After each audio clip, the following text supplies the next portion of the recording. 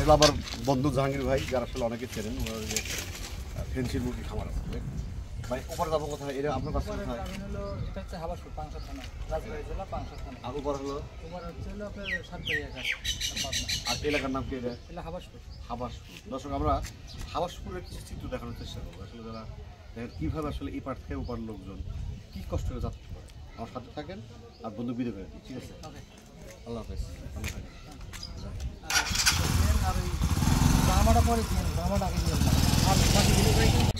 হাবাসপুরের এই জায়গায় দেখেন কিছু দোকানপাট আছে, আসলে ঠান্ডায় বসে আছে মানুষ।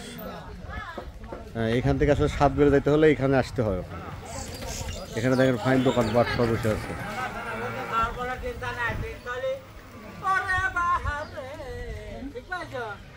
মজা করতেছে। আমার বউ নাই তো তোমার তো কোনো অংশ কমা না তো। ওই চিন্তা নাই,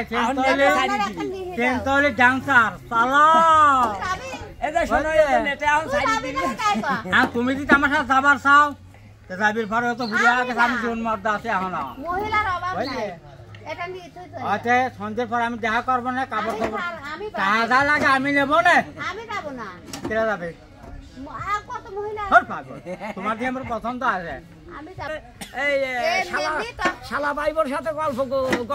তা বলে আমি চিন্তা করতেছি বিয়ে সাথে হচ্ছে নাকি। দর্শক দেখেন গ্রাম অঞ্চলে মজা করতেছে না, ফাইন মজা করতেছে।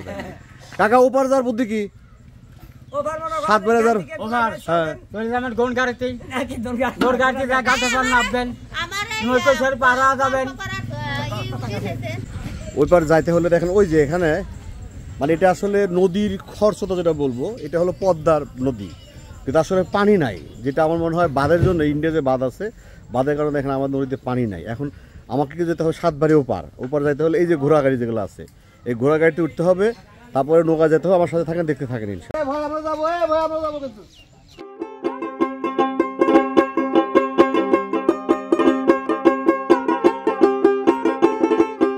কাকা কখনকার খাওয়া খেলেন?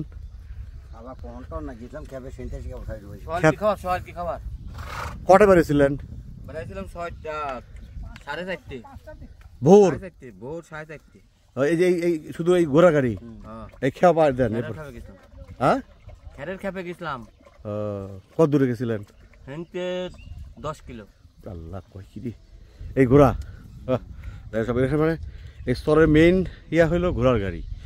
ঘোড়ার গাড়ি ছাড়া কিন্তু আসলে এখানে এই বালুর মধ্যে তাছাড়া কিন্তু ওয়ে নাই। আমাদের পাইলট রেডি। হ্যাঁ ভাই, বসবো কোথায় আমরা? হ্যাঁ, কতক্ষণ লাগবে যেতে?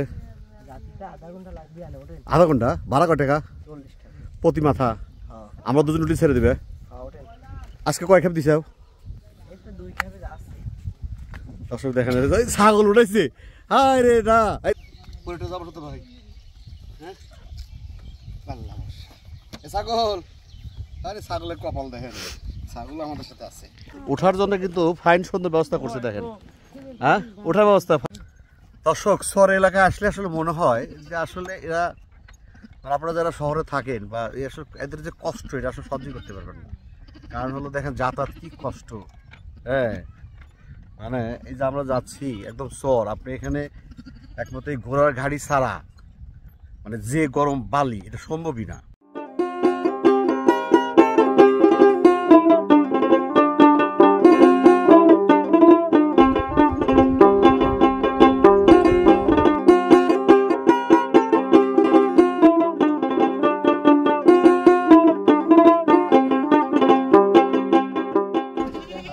দেখেন একটা গাড়ি আসতেছে। হ্যাঁ, সাইড সুইট দিয়ে যাও, তুমি সাইড দাও, যাক কারো ধরে ক্ষতি না হয়। হ্যাঁ হ্যাঁ, দেখেন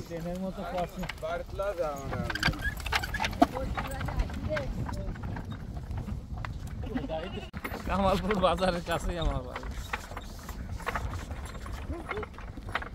আমি কি একটা ভুল আসবো।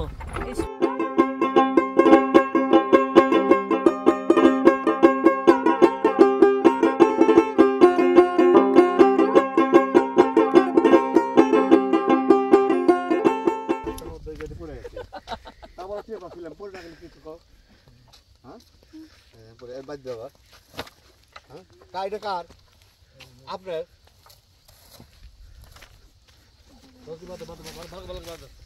এই ছাগল ছাগল কার কোথায় আনতেছেন ছাগল ওই খুব সাজানো করতে আসলে ওটা আপনি কোথায় কোথায় ওটা শ্বশুর বাড়ি শ্বশুর বাড়ি এখন যাইতেছেন কোথায় বাপের বাড়ি ও বাপের বাড়ি যাইতেছেন শ্বশুর বাড়ি থেকে ছাগল নিয়ে যেতেছেন বাপের বাড়ি কেন থাকবো না কিছুদিন কোথায় থাকবেন না শ্বশুর বাড়ি থাকবেন না হ্যাঁ শাড়ি পাই না তো শাড়ি থাকলে ঠিক আসতাম শাড়ি নিয়ে বাড়ি ও তার মানে শ্বশুর বাড়ি থেকে মানুষ দেখছি যে বাবার বাড়িতে শ্বশুর বাড়ি নিয়ে যায় আপনার আপনার শ্বশুর বাড়িতে বাবার বাড়ি নিয়ে যেতেছেন আচ্ছা এটা কি আপনার মেয়ে হ্যাঁ এটা নিয়ে হইতে সবাই কষ্ট হতেছে না দর্শক দেখেন এলাকার লোক কিভাবে কষ্ট করে দেখেন আবার মুরগিও নিছেন হ্যাঁ সব কি মায়ের জন্য হ্যাঁ আরে না ছাগল যাচ্ছে মামা বাড়ি দেখেন আমরা কিন্তু আসলে যাই শ্বশুর বাড়ি নিয়ে যাই কিন্তু না এই শ্বশুর বাড়িতে মামার বাড়ি সব কিছু নিয়ে নিয়ে আবার ফের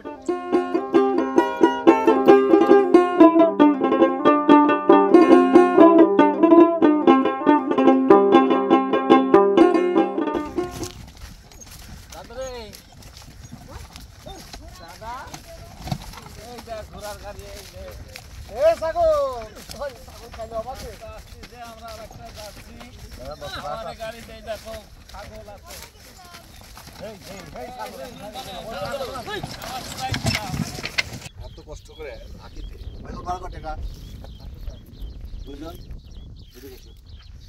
80 টাকা দিতে হবে কিছু কম দেন আমাকে যে দৌড় বাড়ালি এসছিল দূর বাড়াইলে দৌড় বাড়াইলে হবে আচ্ছা আমরা মোটামুটি কত কিলো আসছে মনে হয় 4 কিলো চলে আসছি তার নদী পানি নাই নদী ছোট হয়ে গেছে মেইন নদী আছে মেইন নদী আছে লস হলো না তো তোমার বুঝলো লস হলে আরো দেই হ্যাঁ দর্শক আমরা একটু আগে নিলাম কারণ আমি একটু ভিডিও করবো আর খাওয়া এই খাওয়াটা প্রতিটা ঘন্টায় তার মানে ধরেন 11টায় 12টায় 1টায় ছাড়া পাবেন না যদিও এই লোকেরা নদী এক সময় বড় ছিল বড় বলতে যে আমরা যে মোটামুটি 4 কিলো আসতাম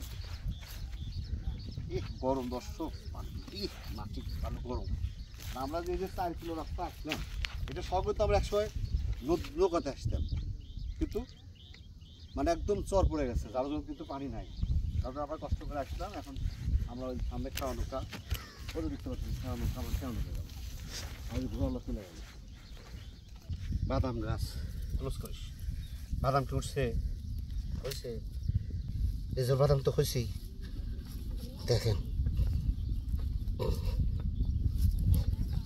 বাদাম কারণ নিশ্চয় হয় নাকি ভালো বাদাম হচ্ছে তো ভালোই তো বাদাম হচ্ছে যে বাদাম কি গাছ নিচে হয় নাকি এই যে বাদাম হচ্ছে দর্শক বাদাম কিন্তু হয়ে গেছে অটোমেটিকলি এই যে 2টা গাছ উঠালাম দেখেন বাদাম হ্যাঁ বাদাম তো হয়ে গেছে দর্শক আসলে তুলে কি ভুল করলাম শুধু আপনাদের দেখানোর জন্য করলাম আসলে তাই না মানে এই চরের মধ্যে মেইন চাষই হচ্ছে বাদাম মেইন চাষই হচ্ছে বাদাম এই পদ্মার চরে বালিগুলো এত গরম যে পা রাখার উপায় নাই এত গরম প্রচণ্ড গরম এই বালুর চরের বালুগুলো এই পদ্মার চরের ঘাটে সাতবেড়িয়া ঘাটে একমাত্র স্বস্তির জায়গায় এই দুটি চরের ঘর আমাদের আসতে সময় লাগে প্রায় 30 মিনিটের উপরে আমরা ঘোড়া গাড়িতে চলে আসি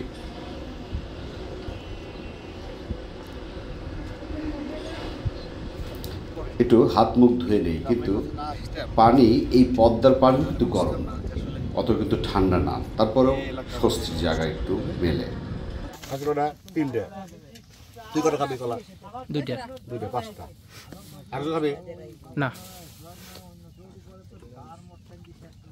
5 কলা 525 এই হলো 5 টাকা এলো 20 টাকা 5 সিরিজ বিঘা সিরিজ খাই না ভাই তাহলে ঠান্ডা না খেলে কাজ হইতে এত কষ্ট করে বসে দর্শক আসলে এখানে হিসেবে দেখেন এত কষ্ট করে বসে রয়েছে আমরা এত কষ্ট করে আসি তাও একটু ভালো লাগলো যে জায়গায় একটা ঘর আছে বসার দোকানও আছে পানিও আছে খাওয়ার ব্যবস্থা আছে ফাইন চরের লোকজন ভালো হয় আসসালামু আলাইকুম ভালো আছেন আপনি এই যে আপনি বাদাম উঠা নিয়ে আসলেন এটাকে কি চর বলে এটা পদ্মার চর পদ্মার চর এখানে জমি আছে কতটুকু আপনার জমি 15-20 বিঘা আচ্ছা এই যে পানি যখন তলায় গেল আবার কিন্তু চর উঠলো তো বুঝলেন কি করে এটা আপনার বোঝার বুদ্ধি কি? ওটা ওই ম্যাপ আছে, ওই ম্যাপের আমিন দিয়ে ওই ম্যাপ ধরে মাপা হয়। এটা কি প্রতি বছরই মাপেন? প্রতি বছরই মাপা। ও তার মানে যখন আপনার পানি নামে গেল, পদ্মা পানি নামে গেল, তখন চর পরে, তখন আবার আমিন নিয়ে এসে ওটা ওই এরকম আইলকুটা নেই।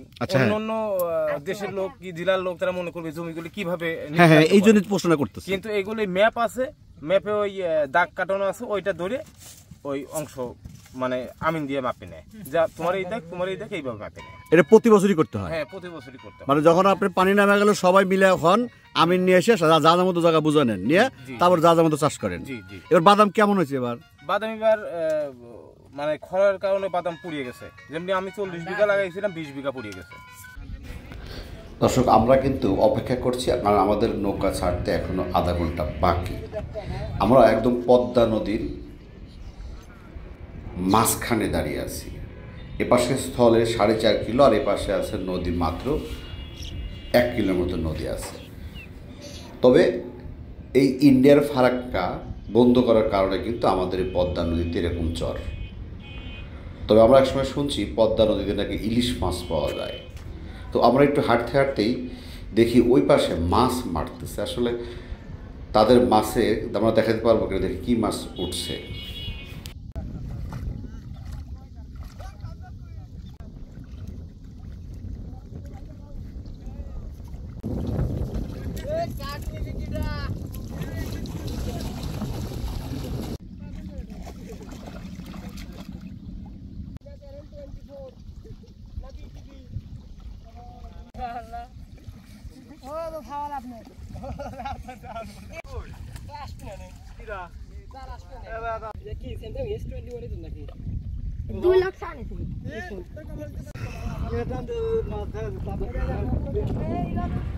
দর্শক দুঃখিত, আমরা আপনাদেরকে মাছ দেখাতে পারলাম না, কারণ এখানে এখনো আমাদের নৌকা ছেড়ে দিবে, ঘাটের নৌকা ছেড়ে দিবে। তবে আমরা যেটা শুনতে পেলাম, এখানে কোনো ইলিশ মাছ পদ্মা নদীতে এখনো নাই। জাস্ট কিছু পিয়ালি মাছ আর কিছু ছোট মাছ পাওয়া যায়, এছাড়া এখানে ইলিশ মাছের গন্ধ পাওয়া যায় না। এখানে কি জায়গা কেনা বেচা হয়? হ্যাঁ কেনা বেচা হয়। কিরকম রেট এখানে? এখানে বিঘা হলে আপনার এখন 2 লাখ, 1.5 লাখ, 1 লাখ বিঘা। আপনাকে 233 এক বিঘা? 33 এক বিঘা। আমরা কি কেউ শহর থেকে বা কেউ সেটা ক্রয় করতে পারবে? হ্যাঁ অবশ্যই অবশ্যই। আপনার জমি যারা বিক্রি করে, যদি বিক্রি করে আপনারা কিনতে পারবেন, সমস্যা নেই, কোনো সমস্যা নেই। হ্যাঁ। আর বর্ষার মধ্যে কি করেন? বর্ষার ভিতরে পানিগুলো বিলীন হয়ে যায়, শাকুন নদী হয়ে থাকে, তখন তো আর কোনো চাষ হয় না? না না না। তাহলে বছরে কয় মাস আপনার এখন বর্তমানে থাকতেছে? বছরে কয় মাস পানি থাকে? বছরে পানি ধরতে গেলে আপনার এই 4-5 মাস পানি থাকে। হ্যাঁ। তার মানে আপনার এখানে মূলত একটা চাষ হয়? 2টা চাষ হয়। কি কি হয়?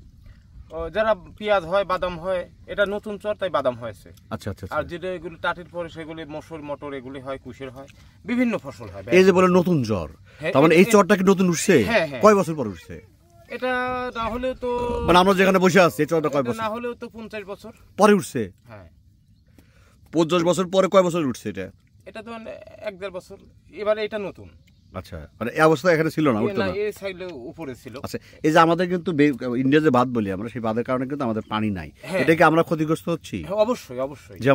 যেমন ওই যে পানিটা ওরা ওই ফারাক্কা দিয়ে ঠেকা রাখে, ওদের ইরিগেশন করতে বিভিন্ন ফসল করতেছে ওদের দেশে। আচ্ছা, আমাদের দেশে পানি শূন্যতা হয়ে গেছে, এই পানিগুলো ঠেকা রাখেছে। তো যদি এখানে পানি থাকতো আরো ভালো হতো। হ্যাঁ হ্যাঁ হ্যাঁ। পানি হলে আমাদের দেশ মরুভূমি হয়ে যাচ্ছে তো আস্তে আস্তে। এই যে বাদাম গুলো দেখলাম পুড়ে গেছে। তার মানে নদীতে পানি নাই, পানির সাথে তো লিয়ারের সংযোগ। হ্যাঁ। যখনই পানি নাই তখনই লিয়ারটা নিচে চলে গেছে, মানে পানি সবাই পানি শোনা যাচ্ছে। ছোট্ট এই সোরের ঘরের বসে পদ্মার চরের মানুষদের সাথে কথা বলতে বলতে আর অপরূপ বাংলার অপরূপ দৃশ্য দেখতে দেখতে মনে হলো যে আমাদের রোদ্রে আসার এই পথটা অনেক সার্থক।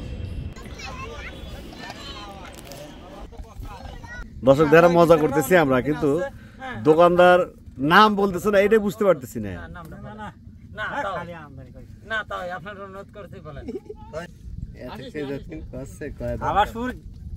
ঘাট থাকতি এরা সাংবাদিক আইলো, তা আমি ঘাটের চড়াট লোকে চড়াট বানাতেছি, ঘাটের ঘরে বসে সাংবাদিক আসে আমার কাছে এসে বসলো, নৌকাও আমার কাছে আছে। তো এটা কি ঘাট কার নামে? আমি কোনো এটা পড়াশোনা নাম, ওপারকার ঘাটের নাম কার করে রামের নামে। তাই রাস্তা করে ভাড়া কয় টাকা করে, 50 টাকা করে ভাড়া। কয় ঘাট কেমন বাকি, আমি বললাম বেরো এটাই এরকম, আপনার নাম ডাকি। আমি বললাম তো আমার নাম ডাকুনি, তখন বলে আসছেনি, আপনি বলেন না। আচ্ছা ঠিক আছে বললাম, আমার নাম মতিলাল চন্দ্রবন্ধু সরকার। ভাই আমার এই মোবাইলে তো জায়গা নাই, তাহলে আপনার নামটা শোধ করলেন কে?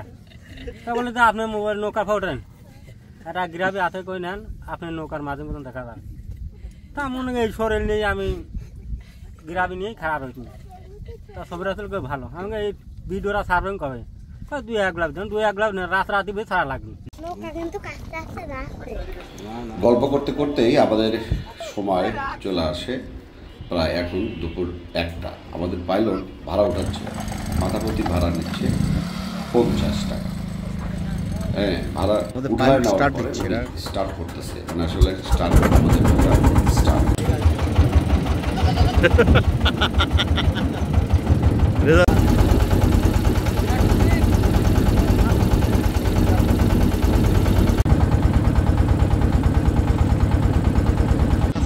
পদ্মা নদী পাড়ি দিতে দিতেই আমরা চোখে পড়ে সুন্দর দৃশ্য, মাছ মারার দৃশ্য, নৌকাটি মাছ মারতেছে। যারা মাছজীবী, তারা মৎস্যজীবীরা মাছ মারতেছে, কিন্তু পদ্মার ইলিশ থাকার কথা, ইলিশ কিন্তু নাই। আমরা মোটামুটি আমাদের পাইলট বলছে ভাই ধরেন, আমি নিজেই ড্রাইভ করলাম, দেখলাম আসলে পারে কিনা। যথারীতি ইনশাল্লাহ আমরা সাতবাড়িয়া ঘাটে পৌঁছে যাই। আমাদের সময় লাগে 15 থেকে 20 মিনিট।